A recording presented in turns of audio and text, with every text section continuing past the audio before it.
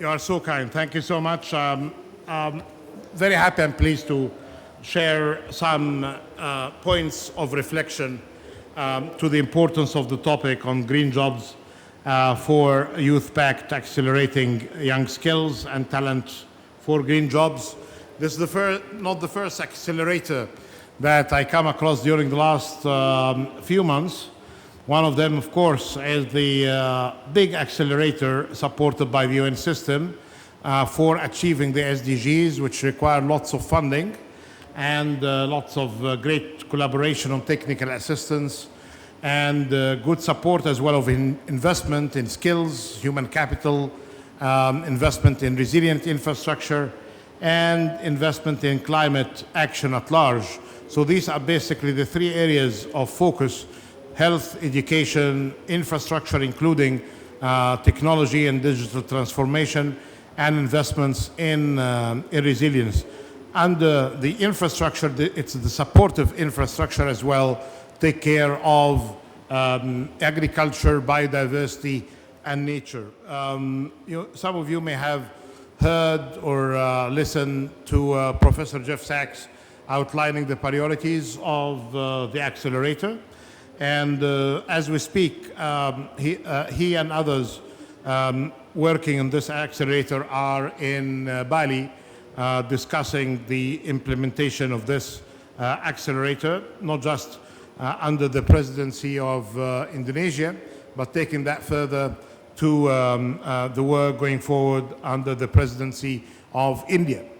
And the second accelerator that I came across, and it was very popular, it's the ILO-based kind of thinking on the accelerator linked to creation of jobs and social protection.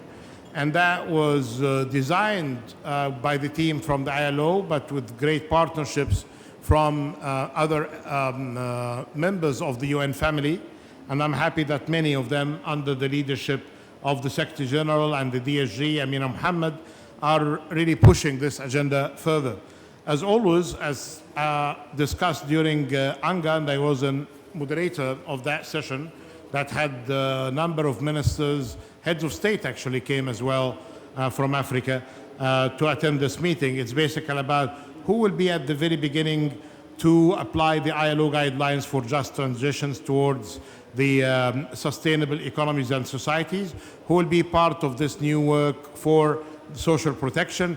And there was an interesting debate about what kind of social protection.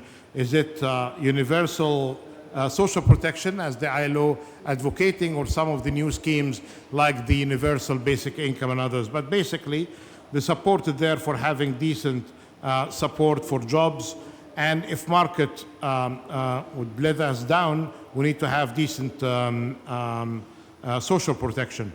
According to the ILO, the transition to renewable energy and the circular economy could potentially generate over 100 million jobs by 2030. Great news.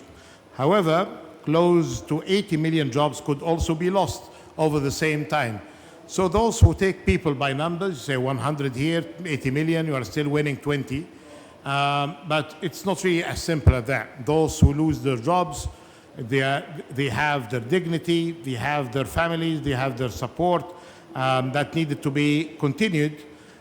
So the idea here is basically how to keep as much of these jobs as we can, especially applying the rules of just transition, which was a subject of discussion in a meeting that was co-chaired with the President of South Africa and the President of the European Council. I moderated that one as well. So linking the two together, the work on the social accelerator, the social protection accelerator, with the work on the decent jobs, in addition to the work on just transition, I'm happy that all of these initiatives are complementary to each other. But if we take some of the elements, easy to put in these great words, what could be the requirements? The first one, create carefully designed policies to progressively achieve just transition. All right? This came out from the outcomes of the roundtable. The second one, prioritizing an integrated approach to decent job creation and universal social protection.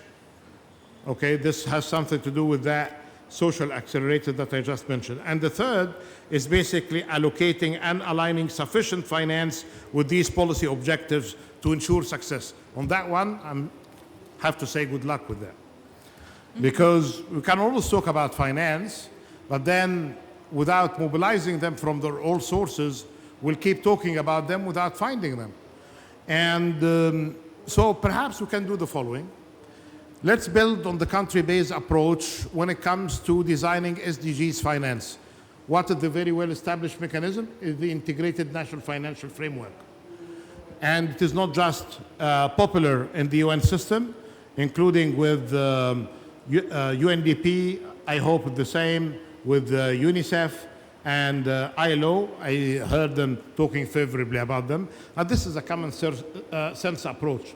Anybody who opposes the Integrated National Financial Frameworks knows nothing about investment planning and know nothing about budget design. It's basically about assessments of requirements, finding gaps, and identifying the gaps and checking how to bridge the gaps by public and private sources. So countries that fail to do that are paying hefty price. So efforts are needed then from all stakeholders to do the following: ensuring that developing countries that are struggling from the impacts of today's multiple crises.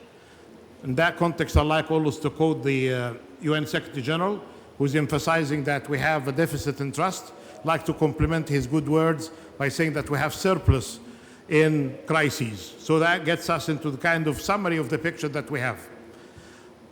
To ensure financing received is aligned with the SDGs, this is the difficult task. And on that, I'd like just to spend a couple of minutes because I interrupted the flow of this discussion. So coming from many discussions so far, 100 billion never came.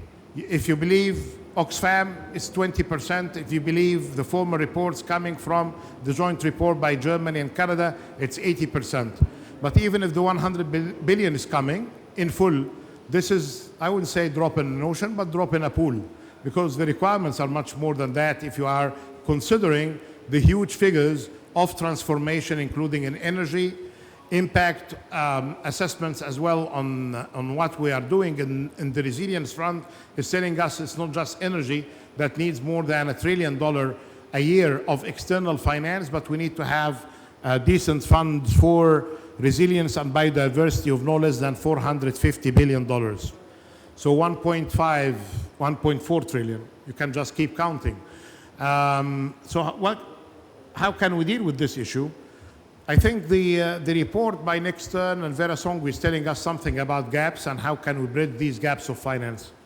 But we need to know that the 100 billion is at best 10% of the annual requirements for external finance. And there is huge requirements at the domestic level for domestic resource mobilization. Of course, some of you would say, well, we have seen that report by IEA, the International Energy Agency, that says the requirements are multiples of this. And then you have the reports coming from OECD about the gaps of finance for SDGs. They were $2.5 trillion, now they are close to $4 trillion. Well, again, these gaps are not going to be bridged, but I hope we can really do something better in the next years until 2030.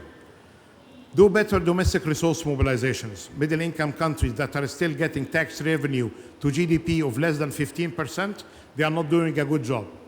And this is actually a good number of countries doing that. The average should be no less than 25 to 30% of domestic resource mobilization. But this is not a substitute to ODA funding. This is not a substitute to private sector participation. This is not a substitute to enhancing the trade impact on growth and development. Going back to the Addis agenda. Then I have this proposal. 1 trillion will be required to be funded. Some of the OECD, not all of them, are contributing nicely. 7 countries of the OECD are doing well in that front. But some are saying that we don't really have the trust in the system in some developing economies when it comes to capacity, absorption capacity and efficiency of allocation of finance.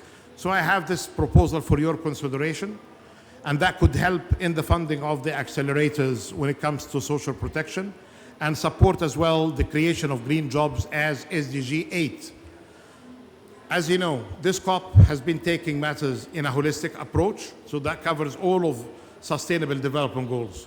This COP is taking implementation seriously and say that we need to do something about finance. Finance, you need to have integrated national financial framework, but needs that to be linked to the following proposal. In 1960, something called IDA was created, International Development Association. It has good monitoring mechanism, efficiency in delivery. So you can use IDA terms to finance sustainability at large. And we can fund not just IDA of the World Bank, but all of the schemes that could support funding for sustainability. And the terms should be the following. 10 years grace period, you don't pay back anything. 20 years after the 10 years for repayment. And then the final part is basically to charge no more than 1%, as cost of borrowing. If you do that, that can really get some better traction because IDA has a good track record in supporting the private sector. It works in low-income countries, but the proposition here is to have a bolder IDA than what we have. And indeed, we need to extend the service of such a scheme to low middle income countries because African countries are not low income countries anymore. There is low middle income countries more than the low income countries, and the higher middle income countries as well need support in that. So I'm seeing very worrying signs coming from the young lady there. So I'm stopping at this stage. Sorry to put you on the spot, but I'm just saying that we can talk forever about social protection, acceleration of the work, dreaming of green jobs, which they should be with us, but without adequate finance, technical assistance, and change of leadership, we're not going to be achieving what we're after. We already 7 years after 2015 when the SDGs were launched, when Paris Agreement was agreed upon, and today we're in a much worse position than what we were back 7 years ago. If we want to continue as what we are today, we are going to be continuing the bad jobs of what we did in the past. But I hope the many lessons that we learned are pushing us to do better in the remaining 7 years before it's going to be too late by 2030. Thank you so much. Thank you so much.